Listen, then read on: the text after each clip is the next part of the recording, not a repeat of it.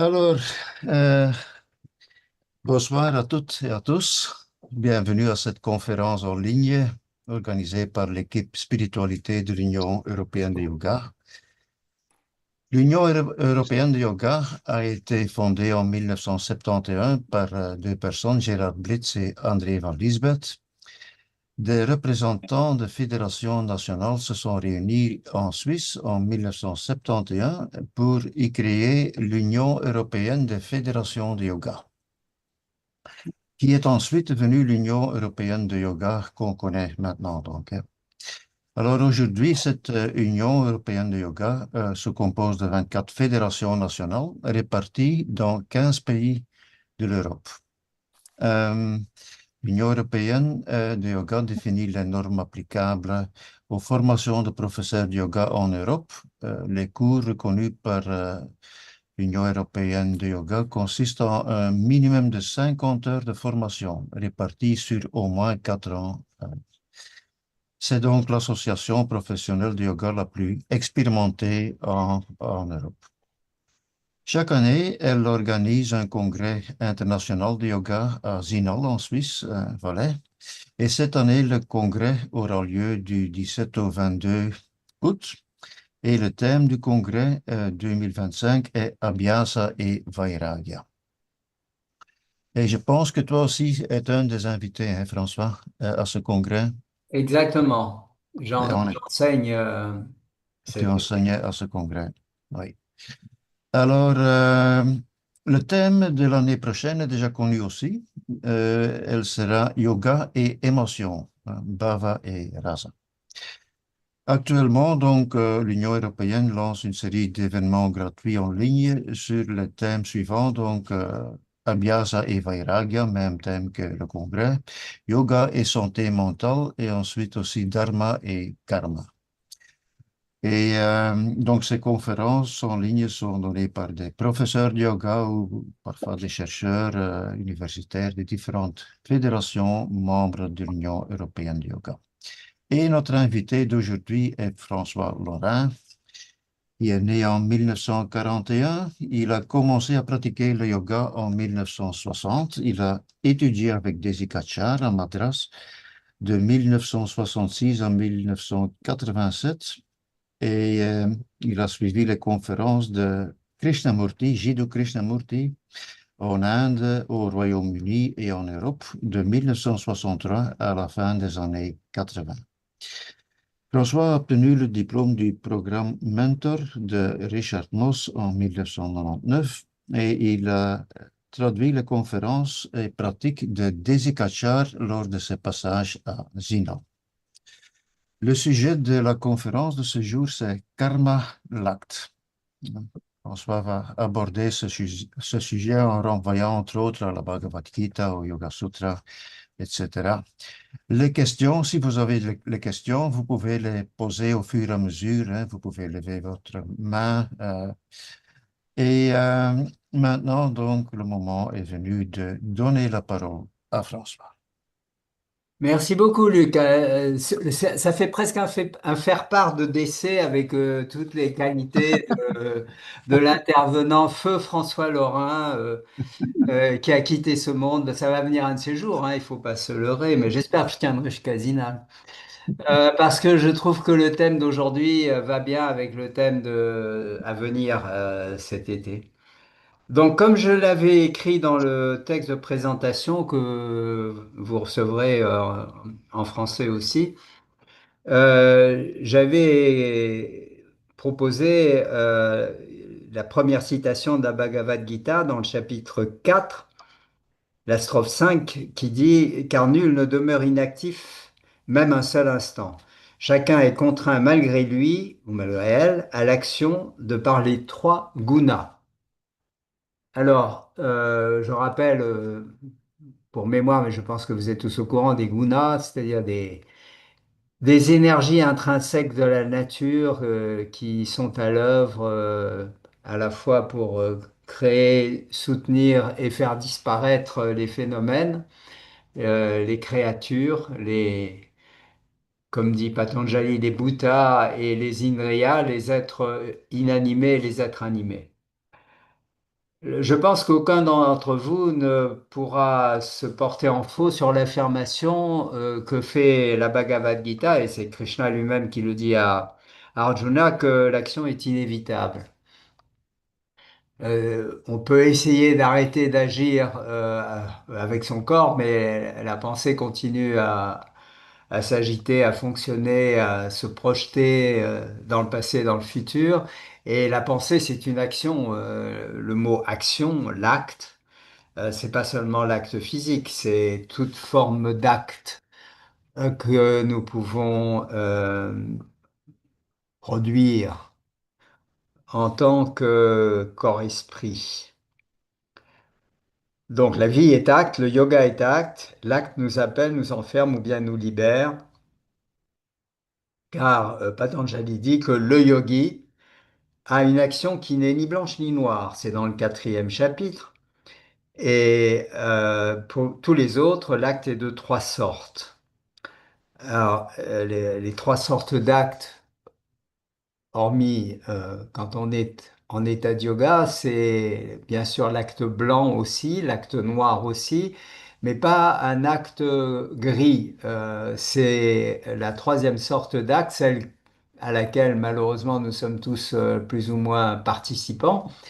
C'est un acte qui est mélangé, c'est-à-dire il y a du noir et du blanc en proportions différentes, ou plus de noir et moins de blanc, ou plus de blanc et moins de noir. Alors blanc, noir, qu'est-ce que ça veut dire? Ça veut dire des actes dont les conséquences vont être en relation avec la couleur. Les actes noirs vont produire des conséquences noires, les actes blancs vont produire des conséquences blanches, et les actes où il y a un mélange de blanc et de noir vont produire des conséquences mélangées aussi. Ça, c'est développé dans le second chapitre par Patanjali. Mais j'ai choisi de ne pas m'attarder là-dessus pour différentes raisons. Si vous avez des questions là-dessus, on pourrait y venir au fur et à mesure que vous les poserez. Ce qui est, me semble-t-il, intéressant pour chacun d'entre nous, c'est de s'interroger sur qu'est-ce qu'une action qui n'est ni blanche ni noire, puisque c'est celle du yogi. Est-ce réellement possible? Avez-vous fait déjà dans votre vie l'expérience d'une action qui n'est pas colorée? Est-ce que vous avez eu le sentiment, au-delà de cela, d'être agi plutôt qu'acteur? Parce que c'est vraiment ça, surtout, qui me semble important à développer. Nous sommes tous conscients d'être acteurs de nos actes, et d'autant plus qu'en Occident, on nous a seriné avec le fait qu'on avait un libre arbitre, qu'on pouvait choisir de bien agir ou de mal agir, d'agir en accord avec ce qui est considéré comme juste, ou d'agir à l'encontre de ce qui est considéré comme juste. Et là, par rapport à cela, j'aimerais approfondir ce que Krishna dit à Arjuna en termes de qui agit. Alors, je vais commencer par le chapitre de la Bhagavad Gita. Je vais plutôt utiliser la Bhagavad Gita parce que c'est plus détaillé que dans le Yoga Sutra, et ça a plus de chair, c'est moins désincarné. Dans le chapitre 3 s'appelle Karma Yogaha Adhyayaha, la leçon à propos du yoga de l'acte, justement. Et dans ce chapitre 3, j'ai choisi la strophe, le shloka 27, dans lequel il est dit, Krishna dit à Arjuna, les actions sont entièrement produites, pensées, parce que le terme sanskrit kriya manani a une double signification. C'est l'idée de production, hein, le mot kriya. Mais c'est aussi l'idée de avoir été pensé par Manani. Kriya Manani, ça indique que euh, les actions sont produites et pensées par les gunas de la Prakriti. On retrouve ce qui a été dit dans le chapitre 4.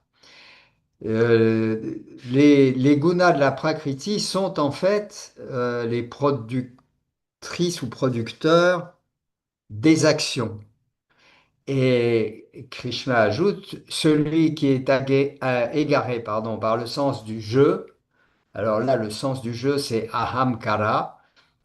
Donc c'est un terme qui vient du Sankhya, le fabricant du jeu, ce qui sans cesse au sein de la Prakriti fabrique de l'identité, de l'individualisation. Prenez deux chênes côte à côte, c'est la même espèce végétale, mais vous verrez qu'il y a énormément de différences entre le chêne A et le chêne B. Prenez deux virus ou deux galaxies, c'est la même chose. La Prakriti, selon le Sankhya, produit de la diversification, pas de l'unité. Et nous sommes dans un monde diversifié. Et les êtres humains, là j'ai plein de visages sympathiques sur l'écran, il n'y a pas un seul visage qui ressemble à un autre. Et derrière le visage, les pensées qui se profilent au sein de vos esprits sont probablement toutes différentes les unes des autres, y compris celles qui se profilent au sein de mon propre esprit. Parce que chacun d'entre nous, nous sommes produits par la Prakriti, et si l'on en croit Krishna, c'est la Prakriti qui est à l'origine, par les trois gunas, des pensées que nous pensons chacun, chacune, et des actes que nous commettons chacun, chacune. Alors, de ce point de vue-là, le libre arbitre, niet. Pourtant, nous avons le sentiment dans la vie de faire des choix délibérément, d'avoir la possibilité de prendre à droite ou de prendre à gauche quand on est perdu dans la forêt, et ou de choisir une cravate bleue ou une cravate rouge si on met encore une cravate. Mais c'est une illusion de libre arbitre parce que nous ne sommes pas la plupart du temps conscients de toutes les causes antérieures qui font que le choix va être plutôt à droite, plutôt à gauche, plutôt la cravate rouge, plutôt la cravate bleue. Et donc nous avons le sentiment, j'ai le sentiment, François Lorrain a le sentiment que là, j'ai choisi de vous parler de karma et en relation avec le yoga, et que c'est moi qui ai choisi les citations que je vais euh, mettre au fur et à mesure du développement de cet exposé. Et vous, vous avez sûrement le sentiment que vous avez fait le choix, par cette belle journée, enfin ici en tout cas, bien chaude et bien belle, de rester plutôt devant un écran que d'aller vous promener à l'extérieur. Euh, à première vue, ça semble être le cas, mais il faut se poser la question, soit Krishna avait fumé la moquette, soit il y a quelque chose de juste dans ce qu'il dit, et de ce point de vue-là, nous devons observer avec plus d'attention qui réellement opère des choix. Alors, si on regarde sur un mode contemporain, qu'est-ce que ça veut dire que ce sont les gunas de la Prakriti et qui pensent, agissent les actes? Ça doit nous ramener aux lois naturelles. À ce que l'espèce humaine, depuis l'époque de la Bhagavad Gita et de Patanjali, a développé en termes de connaissances sur le mode de fonctionnement de l'univers, en tout cas observable par l'être humain et par les instruments qu'il a développés, et Dieu sait si nous en avons développé d'extraordinaires. Et nous allons voir que, en termes de liberté, nous n'avons très peu de liberté par rapport aux lois naturelles. Je vais donner un seul exemple, la pesanteur. Aucun être humain ne peut décoller du sol à volonté et s'envoler dans les airs. Icare a dû créer des ailes artificielles, mais il n'a pas pensé à la chaleur du soleil. Les ailes, ce qui tenait les ailes ensemble a fondu et il s'est retrouvé par terre. Mais entre-temps, nous avons inventé, nous les humains, des avions, des planeurs, des fusées, et nous avons même exploré la Lune et sommes sortis, pas encore du système solaire, mais de la zone de confort pour les humains quand ils veulent explorer ce qui les entoure hors de la planète. Mais cette capacité que nous avons eue, elle n'a été possible qu'en respectant la loi de la pesanteur. Il a fallu la contourner en créant des formes et des énergies qui permettent de, en apparence, s'affranchir des lois de la pesanteur. Et ainsi de suite. Donc, si arbitre il y avait, comme dit mon épouse Jocelyne, eh ben moi j'aurais choisi d'être Mozart, dit-elle. Ou moi peut-être François, j'aurais choisi d'être Einstein. Mais voilà, c'est pas possible. Ça n'est pas possible et la plupart du temps, nous ne sommes pas capables d'accepter ce que nous sommes tel que nous sommes en termes de personnage ou personnalité. Ou, si j'emploie le terme utilisé dans la Bhagavad Gita, en termes de swabhava, de nature propre. Mais on va y venir tout à l'heure, l'idée de nature propre. Pour le moment, je poursuis avec l'idée de qui agit réellement et on va aller au chapitre 5 de la Bhagavad Gita, lequel, en sanskrit, est intitulé Karma Samnyasa Yogaha Adhyayaha, la leçon sur le yoga de l'acte de renoncement. Samnyasa, c'est le renoncement qui est un acte automatique quand on arrive à un certain âge de la vie, quand on se retire pour de bon des actions de ce monde dans la tradition hindoue, mais ça peut être aussi un acte délibéré plutôt, puisque tout être humain en Inde, dans le système des castes, peut se libérer de l'appartenance au système des castes en décidant de devenir un sannyasin, c'est-à-dire quelqu'un qui fait vœu de renoncement avec une seule condition pour c'est surtout des hommes qui l'ont fait d'ailleurs, ce vœu de renoncement. Il faut avoir l'autorisation de sa mère. Si elle est encore vivante, c'est pas gagné.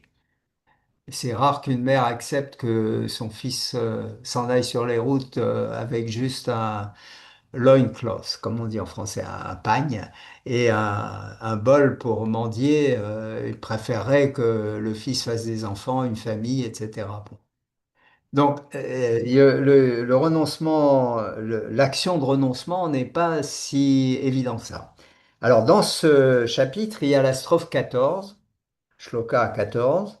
C'est toujours Krishna qui parle à Arjuna et il lui dit euh, le Seigneur. Alors, le mot Seigneur en français, c'est la traduction de Prabhu en sanskrit. C'est un des termes qui désigne le Seigneur, Dieu, si vous voulez.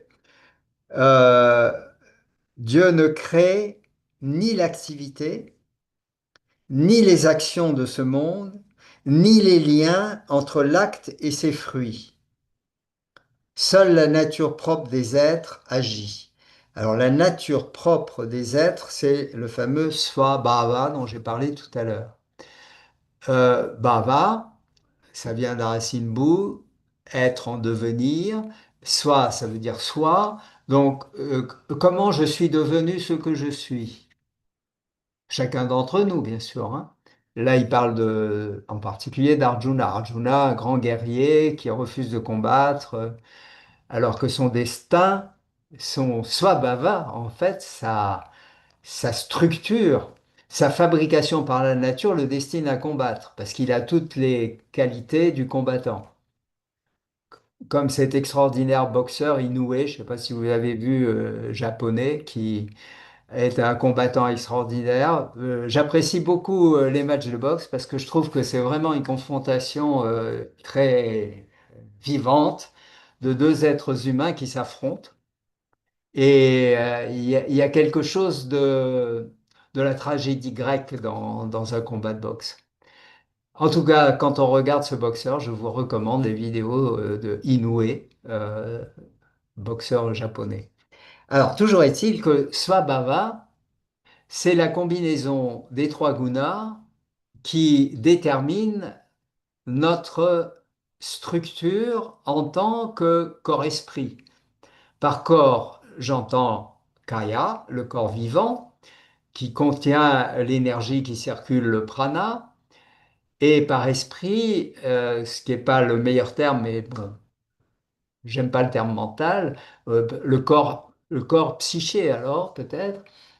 C'est toutes les données non physiologiques qui caractérisent un être humain ou un animal, qui le rendent différent de tous les autres, qui est constitué en quelque sorte à la fois de sa génétique, de sa généalogie, de son éducation, et des événements qui ont marqué sa naissance et sans doute aussi ce qui s'est passé dans le ventre de la mère et aussi ce qui s'est passé après la naissance. Cette structure que chacun d'entre nous connaît de l'intérieur et qui est différente pour chacun, c'est ce que Krishna et la Bhagavad Gita appellent le Svabhava. Il y a un nombre indéfini et illimité de combinaisons des trois gunas, et par conséquent, il n'y a pas un seul être dans l'univers qui soit exactement identique à un autre. Que ça soit chez les êtres humains, chez les animaux, chez les végétaux, chez les minéraux, chez les planètes, etc., etc. Il y a toujours un facteur de différenciation qui est à l'œuvre dans la prakriti.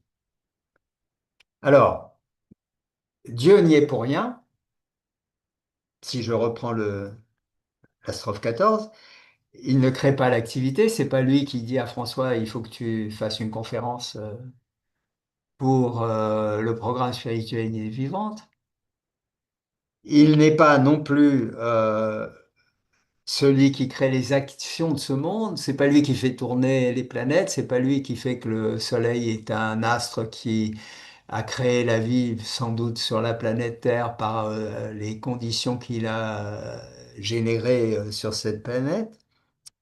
Et il ne crée pas les liens entre l'acte et ses fruits. Ça, c'est très important parce que, par exemple, dans la religion chrétienne, il y a l'affirmation que c'est Dieu qui a dit à l'être humain qu'il avait du libre arbitre et qu'en conséquence, si il agissait en accord avec la loi divine, il serait à la fin de son existence au pied de Dieu, et puis sinon, bah, il serait plutôt en enfer. Ah non, c'est pas Dieu qui a créé ça du tout dans la vision de la Bhagavad Gita. C'est c'est une conséquence de la nature propre, et la nature propre est une conséquence du fonctionnement de la Prakriti. Donc de ce point de vue-là, la bonne nouvelle, c'est que nous n'avons aucune responsabilité dans les actes éventuellement noirs que nous commettrions, pas plus que nous n'avons de mérite dans les actes éventuellement blancs que nous commettrions. Les actes que nous commettons, ce n'est pas nous qui les commettons, c'est la nature qui agit. C'est une bonne nouvelle, mais c'est une nouvelle insuffisante parce que ça ne nous donne pas la clé de ce que le yoga cherche à nous euh, donner comme issue à cette magnifique farce qu'est la vie, à savoir ce que le yoga appelle moksha, la libération. Si nous sommes conditionnés par les trois gunas et si nous sommes l'expression des trois gunas, où se trouve la liberté? Pas dans ce domaine, pas dans le domaine du corps-esprit ou du corps-psyché. De ce point de vue-là, de la naissance jusqu'à la mort, et éventuellement, s'il y a d'autres vies dans d'autres formes, d'autres incarnations, sur le plan de la forme, que ça soit un être humain ou un végétal ou un animal, la liberté n'existera jamais. Nous sommes conditionnés par des lois qui nous précèdent et qui coexistent avec nous, qui sont celles qui nous animent en tant que corps psyché, et qui nous survivront, qui continueront après notre disparition.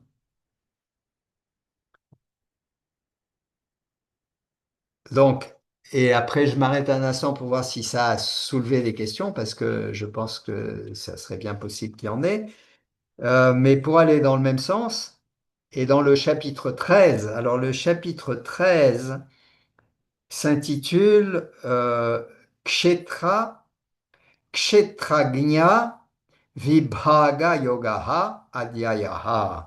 La leçon sur le yoga de la distinction, Vibhaga, entre Kshetra, le champ, et Kshetragnya, le connaisseur du champ. Alors, le champ, ici, c'est équivalent à la nature, à la prakriti, c'est-à-dire à l'univers en tant que forme, donc à chacun d'entre nous en tant que forme. Nous sommes le champ et il y a bien en chacun d'entre nous un connaisseur du champ puisque nous ne sommes pas inconscients de ce qui se passe dans notre corps ni dans notre esprit ou psyché. Il y a bien quelque chose qui voit la pensée qui se profile au sein de votre esprit.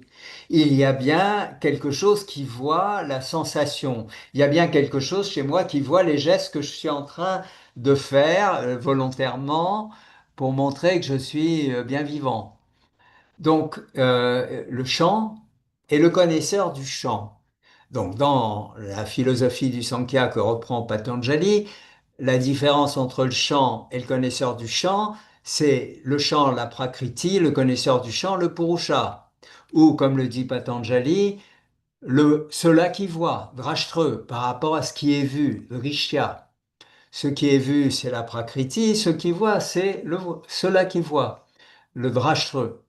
Donc cette distinction, elle existe dans le Yoga Sutra, mais elle est formulée de cette manière très concrète. Il y a un champ et il y a un connaisseur du champ. Et savoir distinguer l'un de l'autre, c'est le propos de ce 13e chapitre. Et j'ai choisi la strophe 29 qui continue dans le même sens que ce que j'ai développé jusqu'ici. Krishna dit à Arjuna, celui qui voit à juste titre que les actions sont entièrement accomplies par la Prakriti et que de ce fait, soi, Atman, n'est pas l'acteur, celui-là ou celle-là voit vraiment. Donc, nul ne peut prétendre ne pas agir, mais en chacun d'entre nous, ce que nous sommes vraiment n'agit pas, n'a jamais agi et n'agira jamais. Et le yogi est celui ou celle qui a réalisé qu'il n'est pas essentiellement le véhicule, le corps-esprit, le corps psyché, mais qu'il est cela qui semble être à l'intérieur de ce véhicule et dont la nature est de voir, dont la nature est d'être conscient, dont la nature est d'être attention ou présence.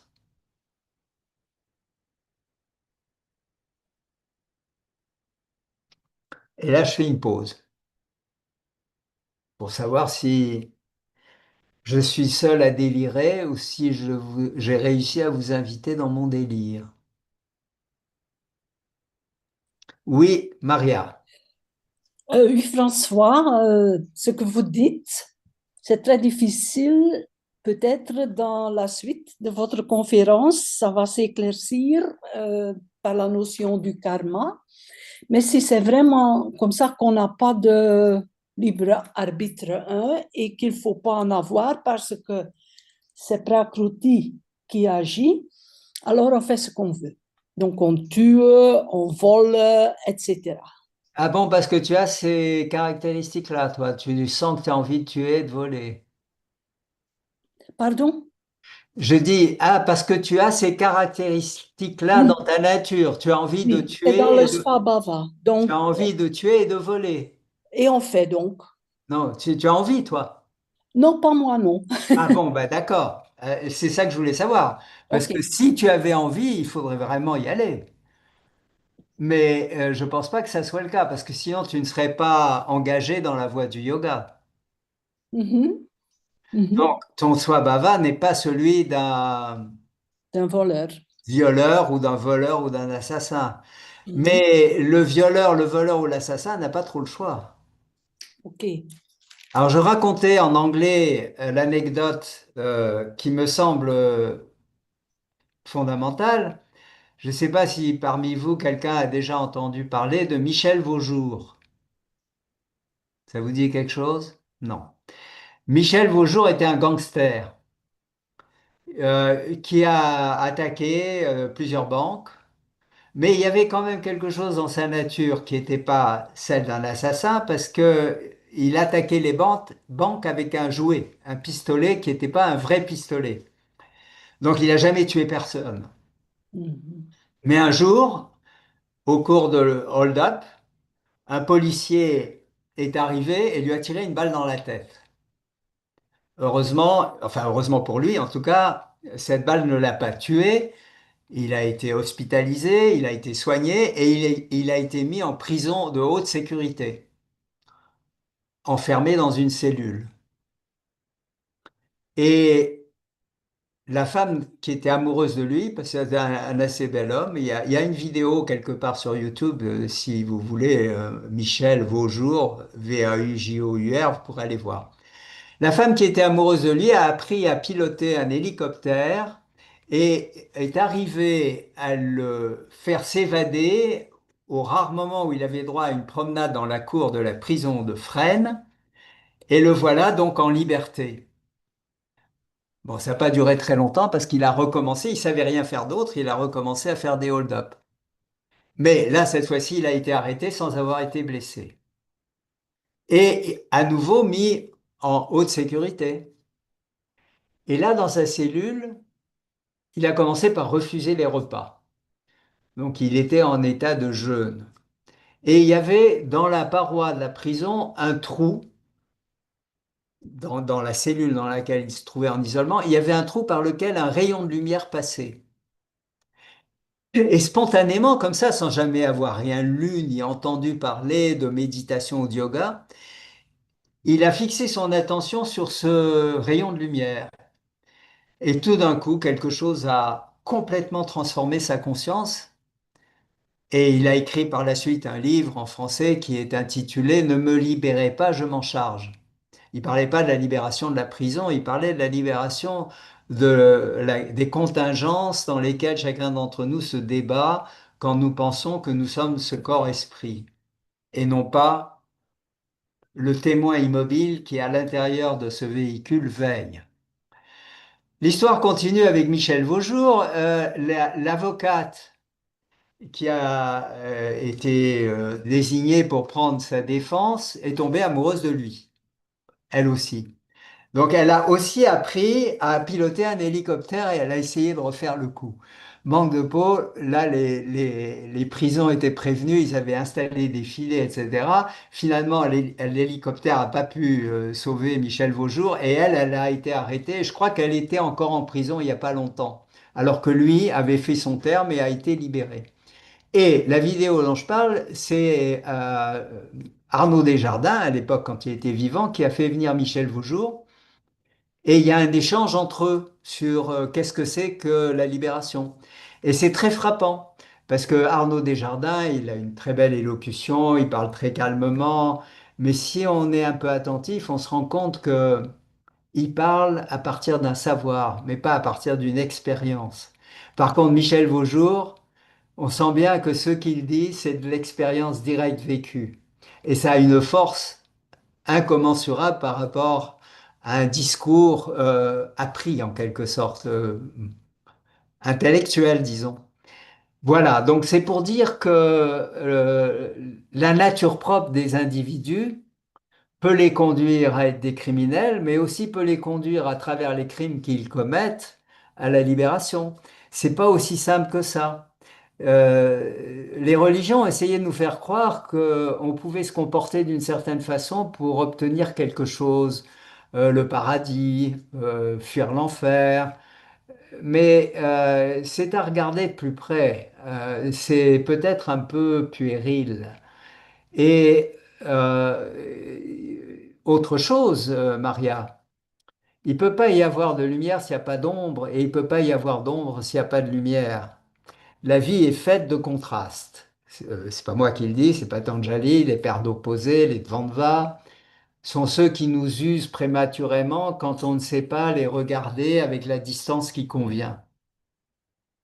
Donc nous n'arriverons jamais à créer un monde où tout le monde est gentil, tout le monde est aimable, tout le monde est respectueux, des enfants, des femmes, des émigrés, des pauvres. Non, ça c'est une fiction. Le monde est fabriqué comme un lieu de tension entre des énergies qui s'opposent et qui s'équilibrent. Et chacun d'entre nous fait partie de cette tension. Et Dieu merci, j'imagine que tous les visages que je vois sur cet écran sont des visages ni de violeurs, ni d'assassins, ni d'exploitants, parce que vous avez la chance, et j'ai la chance d'avoir été construit de cette façon-là. Mais en tant qu'être humain, rappelons-nous la parole de Jésus, que celui qui n'a jamais péché lui jette la première pierre. Nous ne devrions pas juger ceux qui ont hérité de la nature, de combinaisons des gunas qui les rend dangereux pour les autres êtres humains. Il faut s'en protéger, certes, et la société le fait, mais voilà, il n'y a pas de jugement de valeur par rapport à la structure différente des êtres humains qui n'ont pas la même que la nôtre. Voilà ma réponse en tout cas. D'autres questions ou je poursuis? Parce qu'on n'est pas à l'essentiel encore. Alors, la suite, c'est à partir de trois citations du dernier chapitre, le chapitre 18, dont le titre en sanskrit est Moksha Samnyasa Yogaha Adhyayaha. La leçon sur le yoga du renoncement qui conduit à la libération.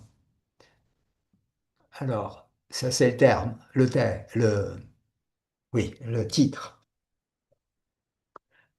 Là, j'ai choisi trois strophes, trois shlokas qui vont approfondir ce qui me semble essentiel dans la Bhagavad Gita et qui, pour les bienheureux d'entre nous qui connaissent le Yoga Sutra, nous feront penser à Ishvara Pranidhana. Cette section du Yoga Sutra dont je rappelle que Deshikachar, quand il a demandé à son père Papa, j'ai fait ce que tu m'as demandé en tant qu'ingénieur, voici ma paye, mais maintenant je veux que tu m'enseignes le yoga, je veux être comme toi, je veux enseigner le yoga parce que je vois que les gens viennent chez toi et ils en ressortent guéris alors qu'ils viennent avec de la souffrance, mais ne me parle pas d'Ishvara. Je veux pas entendre parler d'Ishvara. Après, il a changé, hein, mais à l'origine, c'était comme ça. Et je dois dire que c'est pareil pour moi, hein. Ishvara, ah bon, d'accord, si vous voulez. Mais la fréquentation, l'écoute de Krishnamurti m'avait vacciné contre une vision trop, comment dire, naïve de ce qu'on appelle Dieu. Et il a fallu toutes ces années pour que je commence à entreapercevoir que c'est une notion fondamentale, mais qu'elle n'est pas si facile que ça à aborder et que malheureusement, en tout cas moi en tant que catéchiste à une époque, j'ai pas reçu des enseignements qui m'ont ouvert les yeux sur ce que l'on pouvait apprécier dans la notion de Dieu. Mais toujours est-il que dans ce chapitre 18, Krishna continue. Alors, la première strophe, elle est peut-être, j'ai même envie de la sauter, enfin non, puisqu'elle est dans le programme que vous allez recevoir. Elle est un peu théorique, mais en même temps, bon, elle a peut-être un intérêt. C'est la strophe, le shloka 18. Krishna dit à Arjuna, la connaissance, le connu et le connaisseur forment le triple moteur de l'acte, ce qui amène l'action, c'est la combinaison de la connaissance, du connu et du connaisseur. Le connu, c'est toujours la prakriti, car le connaisseur, ce que nous sommes, nous, en tant qu'êtres humains, en tant qu'intelligence limitée à l'intérieur de ce véhicule qui est le corps et la psyché, le connaisseur est inconnaissable. Il nous échappera toujours. Nous sommes connus par lui, mais nous ne pouvons pas le connaître. C'est-à-dire, cela qui voit ne peut être vu que par cela qui voit et pas par cela qui est vu. Donc, le connaisseur, dans cette triple formule, c'est l'Atman, c'est le Purusha, c'est soi, en tant que pure attention ou pure conscience. L'attention connaît tout, mais l'élément connu par la conscience qui est moi, personnage, ne peut pas être connu par ce personnage. Le connu, donc, c'est pour nous, chacun d'entre nous, c'est le champ, c'est la nature, c'est notre nature et c'est la nature qui nous environne, avec plus ou moins de profondeur selon qu'on est très observateur ou pas très observateur, selon qu'on est poète ou scientifique. On a d'autres façons de connaître le connu. Et la connaissance, l'instrument de la connaissance, ce sont les organes des sens et la bouddhi, l'intelligence, et manas, la pensée, la structuration qui est évoquée par le Samkhya et que la Bhagavad Gita reprend et que Patanjali reprend parce qu'il n'y a rien à redire là-dessus. Donc ça, c'est ce qui conduit à l'acte, la combinaison des trois. Et Krishna ajoute, l'instrument, l'acte et l'acteur forment les trois constituants de l'acte. L'acte est constitué d'un instrument, de l'acte lui-même et d'un acteur. Alors, l'acteur, ici, on peut se demander, on ne doit pas se demander est-ce le soi, puisque la Bhagavad Gita l'a dit auparavant, l'Atman, le soi n'agit pas. À aucun moment il n'agit. Donc ici, l'acteur, c'est pas le soi. Ici, l'acteur, c'est je, la personnalité, moi. C'est moi qui agis, conditionné par ma nature. L'acte, c'est ce que je pose comme action. Et l'instrument, ça va être, alors l'exemple classique qui est donné, c'est euh, l'instrument, c'est l'argile et éventuellement la roue du potier. L'acte, c'est le potier qui, avec son bâton, pousse la roue du potier, c'est comme ça que ça fonctionne dans l'Inde ancienne en tout cas. Vous avez une roue avec une encoche et le potier a un bâton et il met le bout du bâton dans l'encoche rapidement à chaque tour pour entretenir la mobilité de la roue, à partir de laquelle et avec laquelle il va créer son pot à partir de l'argile. Donc l'instrument, c'est à la fois l'argile, ça c'est fondamental parce qu'on peut faire un pot sans roue, et la roue.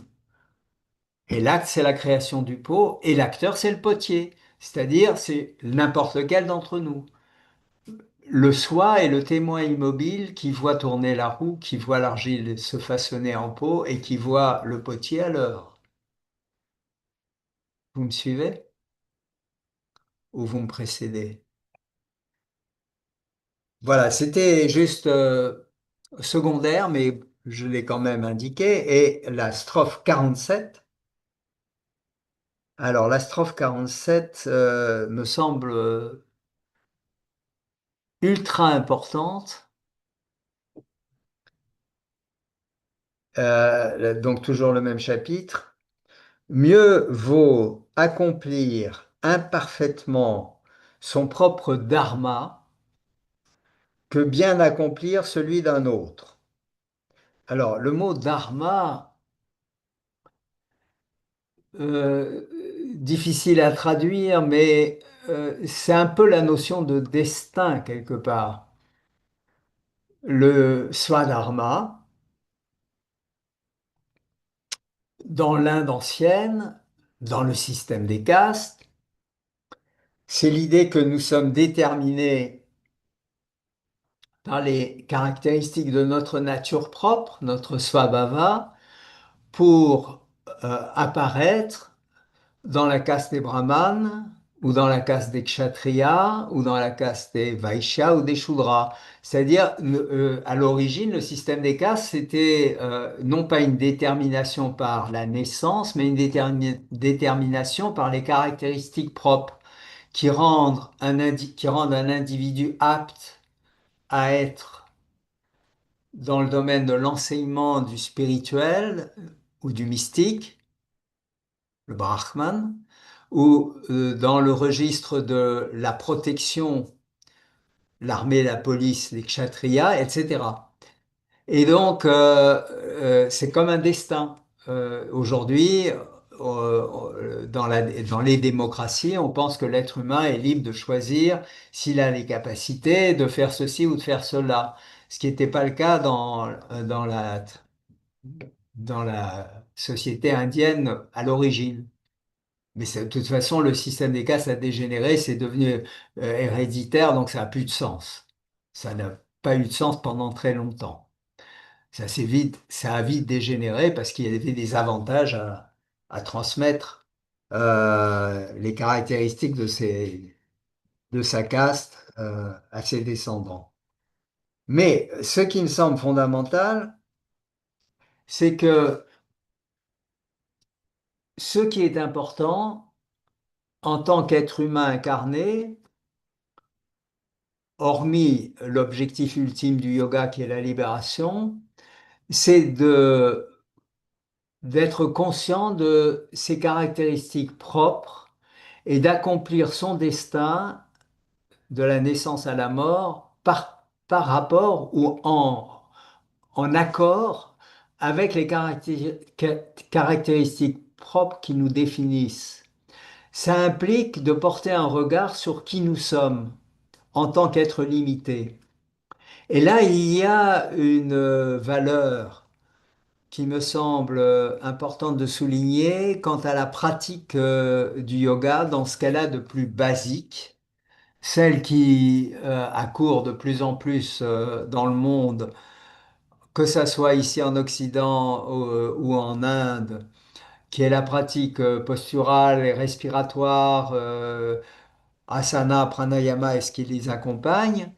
Parce que c'est le début de l'apprentissage de la conscience de comment ce corps-esprit fonctionne. Et donc, à partir du moment où on est à l'écoute des caractéristiques et des limites de cette structure, nous pouvons seulement à ce moment-là commencer à la respecter et à agir en conséquence. Et donc à cesser de créer des frictions inutiles ou, comme on le dit vulgairement, à vouloir péter plus haut que son cul. Ça nous ramène à une humilité fondamentale qui est de ne pas vouloir être autrement que l'on est, de se réconcilier avec ce que l'on est parce que de toute façon on n'a pas choisi de l'être. En tant que structure limitée, les limites qui nous sont imposées, c'est pas nous qui les avons choisies. Ce ne sont pas nos ancêtres non plus. Ça n'est pas l'histoire de la lignée familiale, même si elle en fait partie. Et à ce moment-là, ça nous libère de l'énergie pour la quête ultime, la quête fondamentale, la quête essentielle, qui est celle de la libération. Donc, je termine la strophe car je ne l'ai lu qu'en partie. Mieux vaut accomplir imparfaitement son propre destin que bien accomplir celui d'un autre. On n'encourt pas de faute en réalisant l'action prescrite par sa propre nature. Notre svabhava doit dicter notre action. Et si nous voulons euh, échapper à notre nature propre pour accomplir un destin qui n'est pas en correspondance avec, c'est voué à l'échec. Nous n'allons créer que des difficultés et des conflits pour nous-mêmes et nous épuiser en vain. Et donc nous n'aurons pas l'énergie requise pour aller à l'essentiel. c'est l'avant-dernière citation et je vous donne un temps de réflexion si vous avez une question par rapport à ça, parce que là encore, c'est tellement à l'encontre de ce que les gens imaginent. Je vais changer grâce au yoga. Je vais suivre une psychothérapie pour être autrement que je suis. Je vais faire une formation à l'action non violente pour résoudre cette violence que je sens bouillonner en moi, mais que je ne sais pas comment gérer. Euh, tout ça, à mon avis, ce sont des fantasmes qui montrent qu'on n'a pas compris qu'il n'y a pas moyen d'échapper à sa nature. Et que c'est en connaissant sa nature qu'on peut agir avec justesse par rapport à cette nature. Et peut-être pas aller dans les extrêmes. Et peut-être devenir vigilant au moment où on sent qu'on va basculer dans quelque chose qui, bien évidemment, n'est pas souhaitable, ni pour soi, ni pour les autres. Donc ça demande une vigilance, une attention, une présence.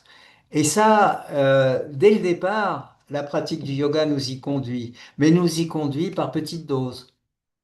Et avant qu'elle devienne vraiment une activité dont on est totalement conscient, le fait d'être présent, le fait d'être attentif, le fait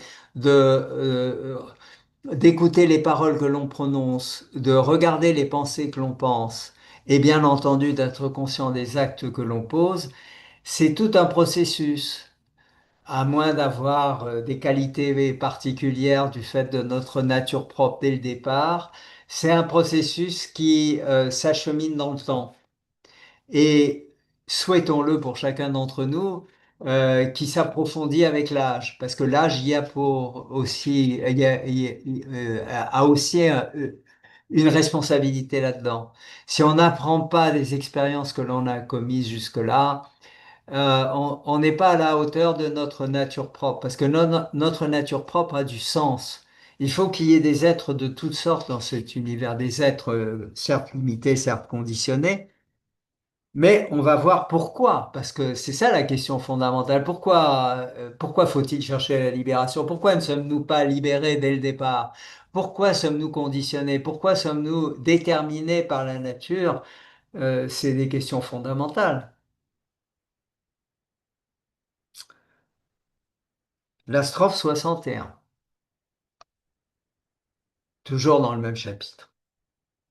Alors, Krishna dit le Seigneur. Alors ici, c'est pas Prabhu, c'est Ishvara qui est traduit par le Seigneur. Je vous rappelle l'étymologie de Ishvara. Vara, c'est un suffixe qui désigne la propriété, celui qui est propriétaire de. Ish, le pouvoir souverain, la souveraineté. Ceux-là qui détient le pouvoir. Donc, ceux-là qui détient le pouvoir ultimement, pas seulement sur chacun d'entre nous, mais sur la nature tout entière, sur la totalité de l'univers. Le Seigneur se tient dans le cœur, Chid, de tous les êtres, pas seulement l'être humain ou les anges, mais aussi chaque animal, chaque plante, chaque végétal, chaque minéral, tout ce qui existe. Le cœur de tous les êtres, ça peut être le cœur comme dans l'être humain qui bat, mais le cœur de tous les êtres, c'est l'essence profonde de tout ce qui existe. Le Seigneur se tient dans le cœur de tous les êtres. Il les fait tournoyer, Brahmari. Alors, Brahma, c'est l'idée de tourner comme un insecte qui tourne autour d'une lumière qui le fascine ou qui l'attire jusqu'au moment où il s'y brûle les ailes et meurt. Donc, nous voilà comme ces pauvres insectes fascinés par la présence dans notre cœur du Seigneur qui nous fait tournoyer. Comment? Par son pouvoir magique. Le mot sanskrit qui est traduit ici par pouvoir magique, c'est Maya. Maya, l'illusion, la magie, racine ma, qui veut dire mesurer, qui vient de la racine man, qui veut dire penser. Donc, nous sommes conduits à errer par notre tendance à vouloir mesurer, donc comparer les choses. Et la strophe poursuit en disant, il les fait tournoyer par son pouvoir magique, comme s'ils étaient montés, comme si nous étions montés sur une machine. Yantra. Yantra Arudani. Alors, on pourrait traduire cette machine qui nous fait tourner comme par un manège. J'étais d'ailleurs bien en peine hier en anglais pour savoir comment on dit manège. Heureusement, Joy m'a traduit. Voilà, nous sommes donc comme prisonniers d'un tournoiement qui est dû à ce pouvoir magique du Seigneur qui souhaite que nous continuions à tourner. C'est très cruel, c'est incompréhensible. Où est-ce que vous avez la clé? Dans le Yoga Sutra, la clé se trouve dans le 4e chapitre. Et dans ce 4e chapitre, Patanjali utilise un terme qu'on ne trouve nulle part ailleurs que dans le Veda pour parler de la nature sans commencement et sans fin du désir d'être. Et ce terme, qui est nulle part ailleurs, ni dans le Sankhya, ni dans le Yoga Sutra, il se trouve uniquement dans le Veda. Et j'ai pas le Rig Veda, j'ai pas la totalité du Veda à ma disposition, mais j'ai cherché dans les Upanishads et dans une des anciennes, la Chandogya. Si ça vous intéresse, vous aurez les références, hein, ou vous les avez déjà reçues peut-être même.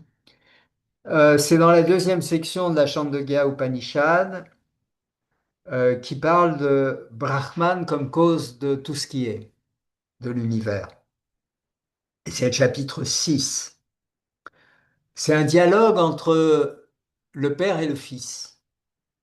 Le père s'adresse au fils et dit, je lis, au tout début, cher garçon, il n'y avait que l'être, Sat, et uniquement lui. L'être, c'est impersonnel, mais c'est ce que chacun d'entre nous sait qu'il est, je suis. Personne, donc aucun d'entre vous, ne peut dire je ne suis pas.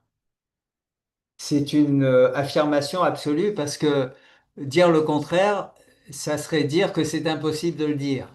Pour dire quelque chose, il faut être. Donc, au tout début, cher garçon, il n'y avait que l'être et uniquement lui, sans second.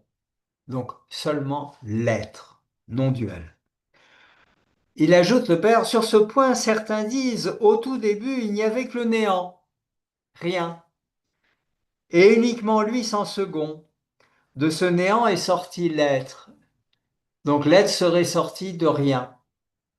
Le père poursuit, cher garçon, par quelle logique en vérité l'être peut-il sortir du néant? Mais assurément, au commencement, tout ceci était l'être, et uniquement lui, sans second. Il poursuit, cet être eut une vision. Je vais devenir multitude, je vais engendrer une progéniture. Et il créa le feu. Le feu comme élément cosmique, hein, pas comme le feu dans ma cheminée. Le feu est une vision. Intéressant, hein, c'est le terme voir, toujours. Le terme voir qui vient du verbe vide, qui a donné le mot Veda, que la plupart du temps on traduit à tort par savoir. Le Veda, c'est pas un savoir, c'est une vision. Il y a une différence entre savoir et voir. Voir, c'est immédiat, c'est instantané, c'est antérieur à la pensée et antérieur au savoir. Le savoir, c'est de la pensée en boîte. C'est devenu un peu la pensée en boîte, le Veda. Répéter, répéter, répéter. Mais à l'origine, c'est une vision. Il créa le feu eut une vision. Je vais devenir multitude. Je vais engendrer une progéniture. Et il créa l'eau. C'est pourquoi lorsqu'on souffre de la chaleur et qu'on transpire, cela provient du feu interne. L'eau est indéniablement produite par la chaleur. C'est comme ça qu'ils expliquent l'engendrement de l'eau par le feu. Alors, la traductrice, qui est suisse, qui s'appelle Bultex, explique que le terme sanskrit aikshata signifie voir. C'est là l'acte originel. Avoir la vision de ce qui doit être et par la force de la volonté en susciter l'apparition. De même, au temps des origines, les rishis, qui délivrèrent les Védas comme prélude à la civilisation, étaient les voyants, ceux qui captaient le plan divin par la visualisation et la méditation créatrice. Ça, c'est la traductrice de la Chandogya Upanishad qui l'ajoute. Donc le texte poursuit, l'eau eut une vision. Je vais devenir multitude, je vais engendrer une progéniture. Et elle créa la nourriture née de la terre. C'est pourquoi, lorsqu'il pleut, et là où il pleut, la nourriture devient abondante. La nourriture est indéniablement produite par l'eau. Troisième section, et c'est là où je m'arrête, triple origine des créatures. À toutes ces créatures qui nous entourent, il n'y a que trois origines. La naissance à partir d'un œuf, à partir d'une matrice, c'est notre cas a priori, à partir d'une jeune pousse. Cet être divin est une vision. Je vais pénétrer dans ces trois divinités, donc la divinité créée à partir d'un œuf, car chacun d'entre nous est divin de ce point de vue-là, à partir d'une matrice, donc c'est le cas pour nous, à partir d'une jeune pousse, selon les trois divinités.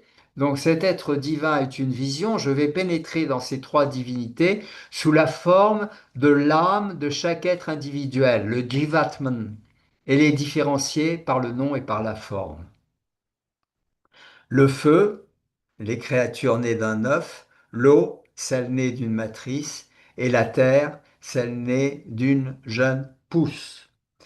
Donc, ça revient à dire que notre existence est le fragment du divin constitué à la fois de ce qui limite le divin pour qu'il oublie son unité primordiale, qui est ce que le Sankhya appelle la structure construite par la Prakriti des trois gunas, par les trois gunas de la Prakriti, mais aussi cette essence divine, le soi, l'Atman, qui à l'intérieur de chacun brille sous la forme de la lumière de la conscience, de l'attention, de awareness en anglais, de la présence, qui fait qu'aucun d'entre nous n'est non-voyant.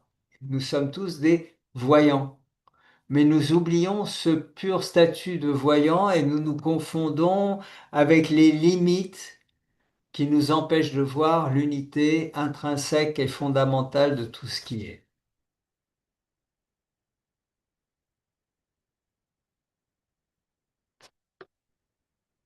Et pour moi, c'est vraiment l'essentiel du message de l'Inde. Et en Inde, on ne sépare pas les différentes visions ou voies. Le yoga, le Vedanta, l'Advaita, le Vishishtadvaita, tout ça, c'est des tentatives de l'être humain de rendre compte d'une réalité qui le dépassera toujours infiniment. Donc on dit du Brahman que seul un quart de son être peut être connu par l'être humain, les trois quarts resteront à jamais inconnus, c'est le mystère.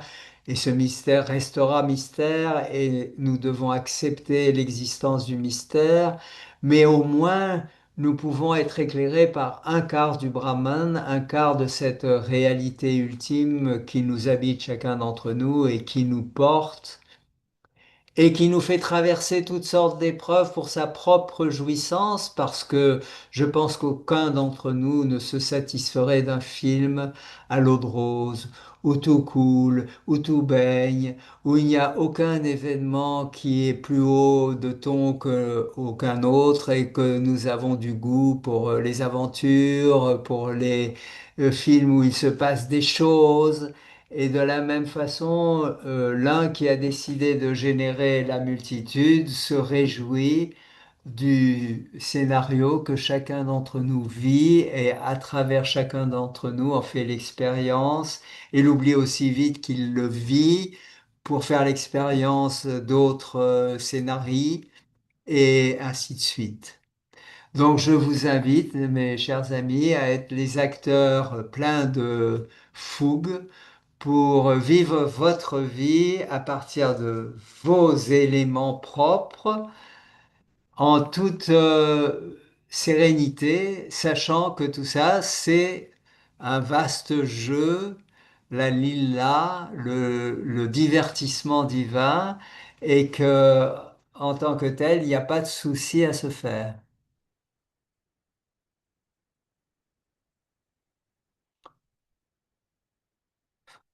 Pour moi, c'est tout, hein. J'ai pas grand-chose à rajouter, mais je suis à votre écoute si vous avez commentaires ou questions. Et puis, je resterai à votre écoute si vous avez des questions par la suite. Vous pouvez les envoyer à Spiritualité Union Européenne et puis elles me seront transmises et j'y répondrai si je puis, parce que je ne suis pas tout connaissant.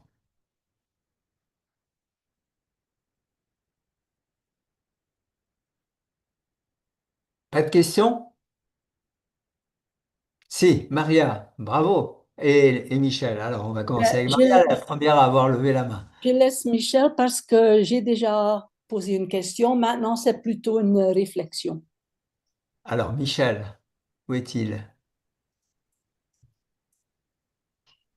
Michel, tu as une question? Mais t'as pas ton micro. Luc, il faut remettre le micro de Michel, je pense. Euh, ouais. Je sais pas Ah si bon, c'est lui ou si c'est voilà. toi. Voilà. Voilà. J'ai eu un peu de mal à... Bien.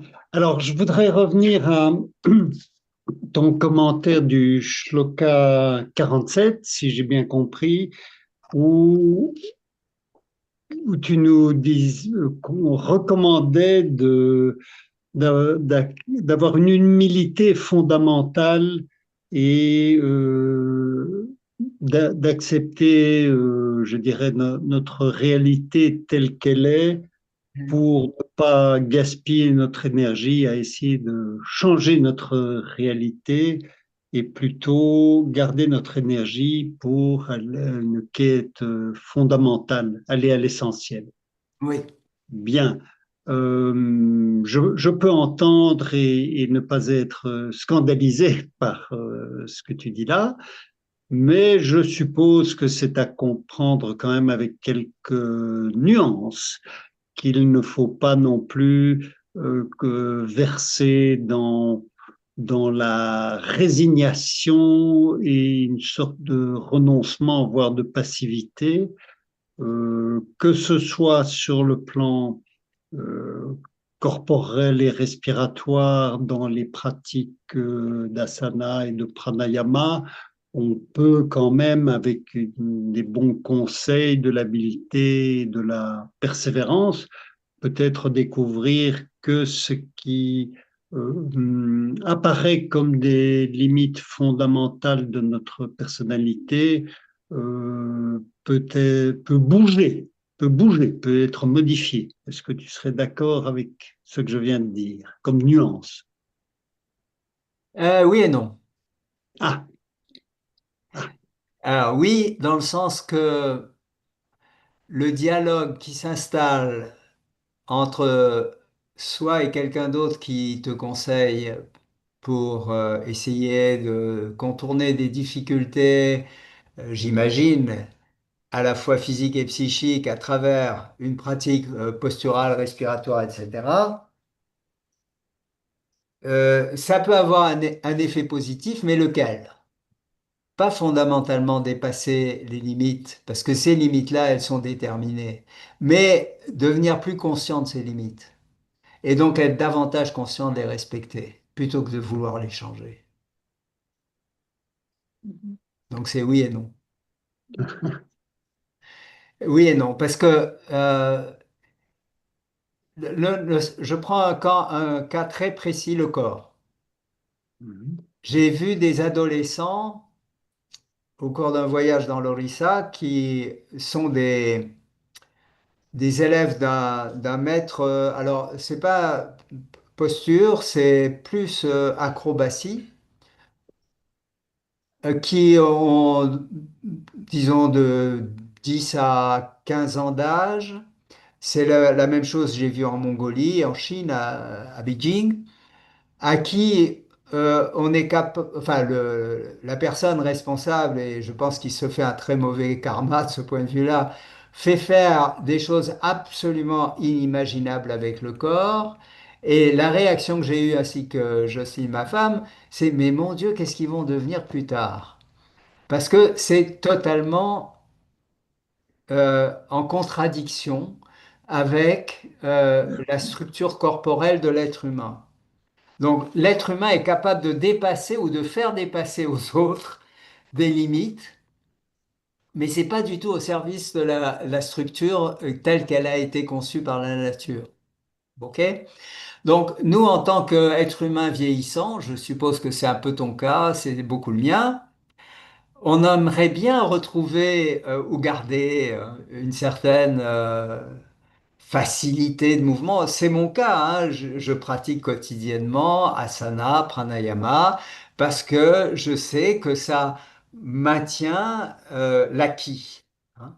Mhm. Mais cet acquis, il n'a jamais pu être modifié par toutes les, comment dire, les bons conseils de Deshigacha. Je vais vous révéler quelque chose que j'ai moi-même appris seulement il y a peu de temps. Il y a peu de temps, j'étais allé voir à l'hôpital de Montélimar une spécialiste de la gorge parce que j'avais un problème bizarre à la respiration et elle a examiné ma gorge, elle a dit non, tout est normal, mais vous savez, vous avez une scoliose. Ah, Grande découverte pour moi. Et puis je me suis souvenu que Deshigacha un jour avait fait venir, alors je crois que c'était Claude Maréchal. J'étais en train de pratiquer une posture et il lui avait dit en anglais, regardez comment est son dos. Il a rien dit là-dessus. En fait, il avait mhm. bien vu que j'avais une scoliose, mais il s'est bien gardé de me le dire. Il a infléchi la pratique sûrement en conséquence de ça, mais j'ai pratiqué toute ma vie étant scoliotique sans savoir que j'avais une scoliose. J'aurais su que j'avais une scoliose, je pense que ça aurait beaucoup modifié mon rapport au yoga. Mhm. Là, j'avais toute confiance dans ce qu'il me disait et j'ai toujours la scoliose à 80 ans passés. Ça n'a pas fondamentalement changé la structure. Et pourtant, j'avais 21, 22 ans quand je suis... Non, un peu plus. J'avais 25 ans. C'était trop tard, de toute façon. Il aurait fallu prendre les choses peut-être beaucoup plus tôt. Mais quelqu'un qui a une scoliose dès la naissance, ça fait partie de son svabhava et de son dharma. Et vouloir le réparer, c'est une des erreurs fondamentales de l'être humain qui n'accepte pas d'être fabriqué de cette façon-là par la nature. Alors qu'il n'y a pas de mal à être scoliotique. Il s'agit juste de rendre cette scoliose fonctionnelle. Ce que le yoga a permis. Tu vois? Donc, c'est pas un changement de structure, c'est un changement de fonction de la structure, de mode de fonctionnement de la structure. Et là, le yoga peut nous aider. Les asanas peuvent nous aider. C'est ça que je veux dire par oui et non. OK. Alors, il y Merci pour avait Maria et il y a aussi Amélie. Alors, je sais pas, Maria, tu veux dire ta réflexion? Vas-y, Ah après. bah, il y a des questions aussi qui viennent, hein. Donc, vous n'avez rien dit en fait sur le karma. Mon frère, il est handicapé. Est-ce que c'est les gunas qui font que lui est handicapé? Donc, je trouve c'est pas honnête qu'il va vivre comme ça. Ou c'est le karma, hein? C'est une réflexion. réflexion aussi. Il y a une phrase, je ne sais pas si vous l'avez entendue des Ekachar, le yoga fait d'un voleur un voleur meilleur, Un meilleur voleur. un meilleur voleur. Comment tu l'entends, ça? Un jour, j'ai dit ça au docteur Chandrasekaram. Il était furieux comme tout. Il, il disait, c'est pas vrai ça, c'est pas vrai. Un voleur, c'est pas le yoga. Donc, un voleur, c'est pas possible. Donc, ça est une réflexion qui m'est venue. Il y a aussi le fait de la lampe et l'insecte qui tourne autour. Donc, si j'ai bien compris, avez-vous dit que Brahman, il se réjouit dans le fait que nous, on tourne en rond, en rond, en rond, parce que lui, il fait des aventures. C'est aussi une réflexion.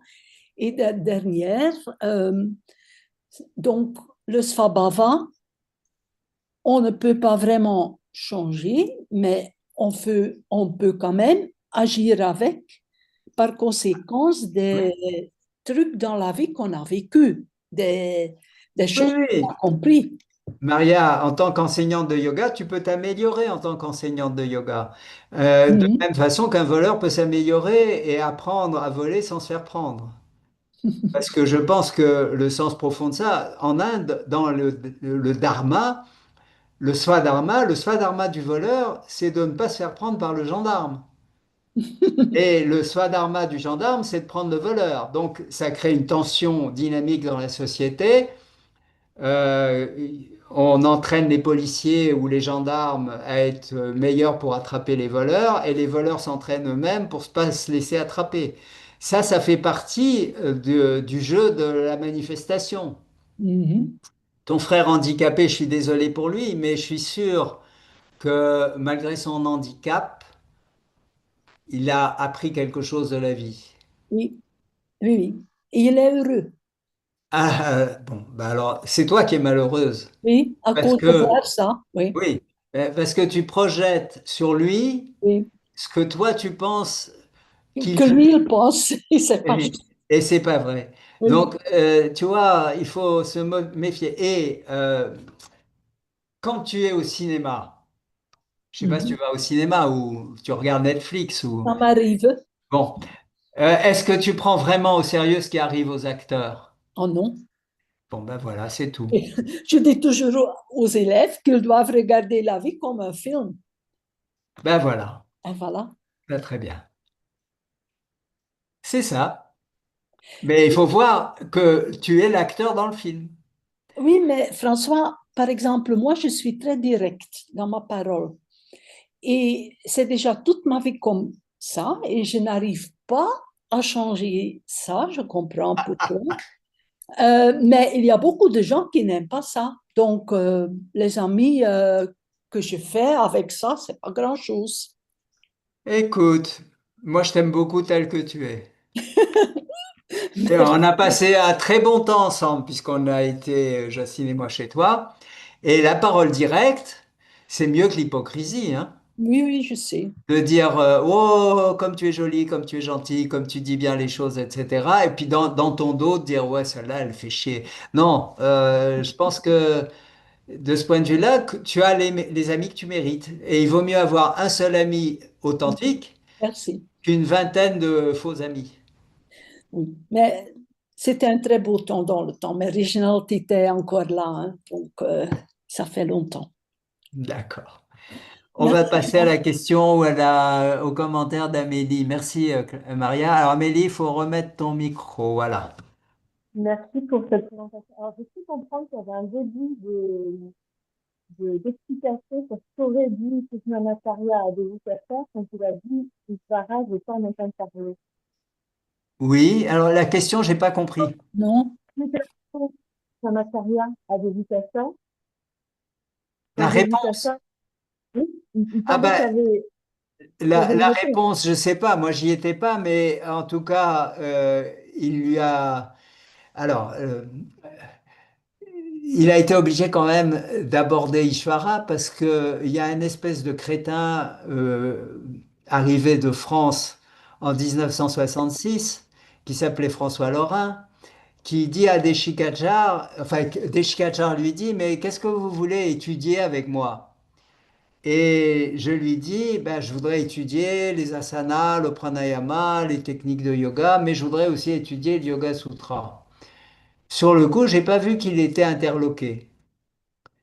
Et au bout de deux ou trois cours, il a dit, bon, on va commencer l'étude du Yoga Sutra. Et on va commencer l'étude du Yoga Sutra par le second chapitre. Et il m'a expliqué pourquoi. Il m'a dit, parce que le premier chapitre, c'est pour les gens qui ont l'esprit clair. Et donc la tradition veut qu'on commence avec le second. Et j'ai pas réalisé que ça sous-entendait que j'avais pas l'esprit clair. Bon, d'accord. Maintenant, je le sais. C'est pour ça que j'ai dit le crétin. Mais ce que le crétin a appris par la suite, par une lettre, c'est plusieurs années après, Deshikachar m'a écrit une lettre me disant: Je vous remercie d'avoir été le premier à m'avoir demandé à étudier le Yoga Sutra parce que c'était totalement pas du tout ce que je souhaitais faire. Et je dois dire que avant chaque cours que je vous ai donné, j'allais voir mon père pour lui demander comment faire pour vous enseigner le Yoga Sutra. Et donc, bien sûr, d'autres sont venus après qui ont fait la même demande, mais j'ai été le premier. Donc, je suis très, très fier d'être responsable de ça dans l'histoire. Et je sais pas, enfin, bien sûr, les choses ont changé chez lui, comme chez moi, comme chez chacun d'entre nous, mais en tout cas, à l'origine, ça a été sa demande. Sa demande, c'est la thérapie, c'est d'aider les gens. Et il voyait pas le rapport entre le Yoga Sutra et ça. Et puis petit à petit, bien sûr, il l'a vu aussi, comme je le vois moi, comme chacun d'entre nous le voit. Parce que l'ultime, la seule thérapie, c'est la libération. Toute autre thérapie est tellement provisoire. Hein, vous avez mal à la tête, vous avez plus mal à la tête, mais vous aurez à nouveau mal quelque part.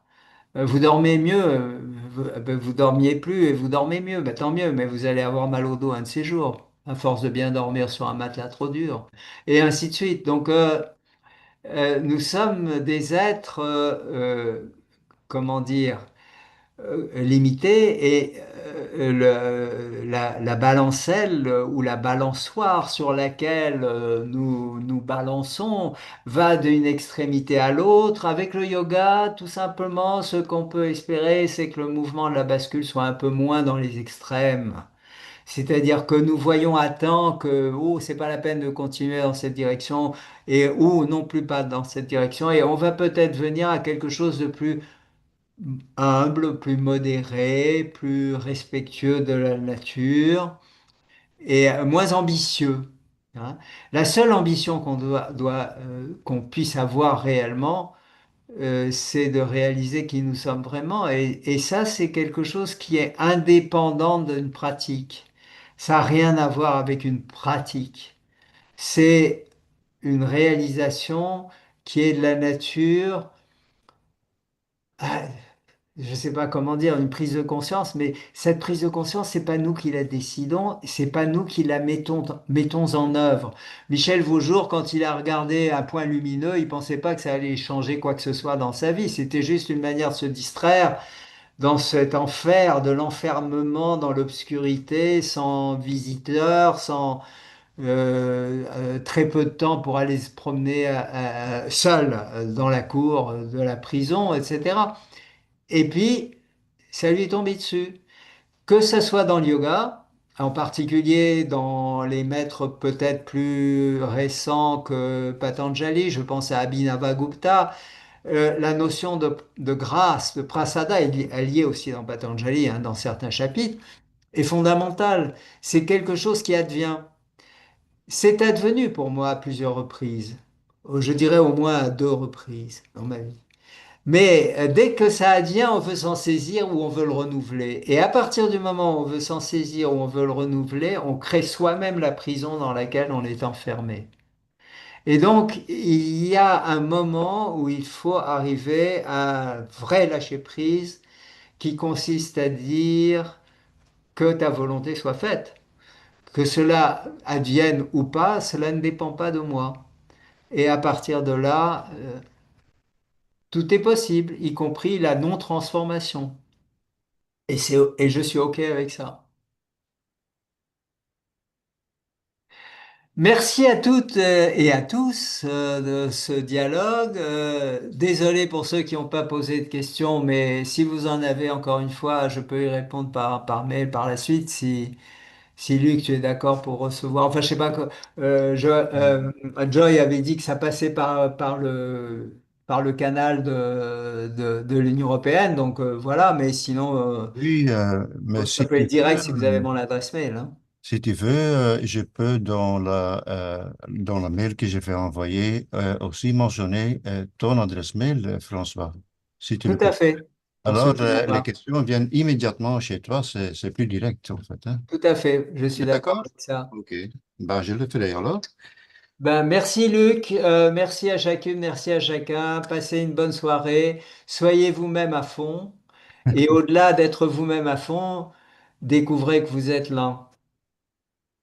Merci beaucoup, François. C'était une conférence très inspirante et rassurante que ma compréhension, en fait, est assez similaire à la vôtre. Alors, Je sais. euh, donc, je vais envoyer bientôt le lien pour l'enregistrement et je vais peut-être aussi vous parler de quelques séances suivantes. Donc, les premières seront données par Koenraad Elst et il y en a une en néerlandais le 5 du 6, une en anglais le 6 juin. Et puis, il y a André Riel le vendredi 13 juin, vendredi un jour de bonheur, hein. Vendredi 13. Et il y a aussi encore Yann Le Boucher qui donnera une conférence le mardi 17 juin. Alors, je remercie aussi évidemment les participants et bien sûr aussi François pour cet exposé très enrichissant. Merci Luc. Bonne soirée à toutes et à Bonne tous. soirée, à la prochaine. À la prochaine.